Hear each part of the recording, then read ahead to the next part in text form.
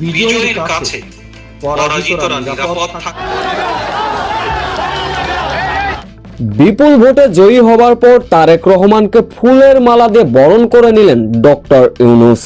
প্রধানমন্ত্রী এবং বিপুল ভোটে জয়ী হবার পর দেশ ও জাতির উদ্দেশ্যে কেঁদে একই বললেন তারেক রহমান।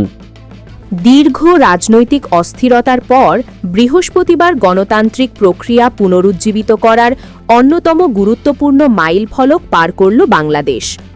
শান্তিপূর্ণ পরিবেশে ভোট, নারী ও তরুণদের ব্যাপক উপস্থিতি গণতান্ত্রিক পুনর্গঠনের পক্ষে এক ঐতিহাসিক মুহূর্ত রচনা করেছে। দলগুলোর প্রাপ্ত ফলাফল বলছে, স্থিতিশীলতা ও নতুন রাজনৈতিক পরিবেশের আকাঙ্ক্ষা এতে বড় ভূমিকা রেখেছে। এর আগে রক্তক্ষয়ী জুলাইয়ে বিদায় নেয় শেখ হাসিনা। এরপর দীর্ঘ 2 বছরে বেশি ডাক্তার ইউনূসের হাতে থাকে দেশ। এদিকে এই ভোটে 299 আসনের মধ্যে বিএনপি 214টিতে জয় হয়েছে। জামায়াতে ইসলামী 54, এনসিপি 2, গণ অধিকার 1, ইসলামী আন্দোলন বাংলাদেশ 1টি আসনে জয়লাভ করেছে।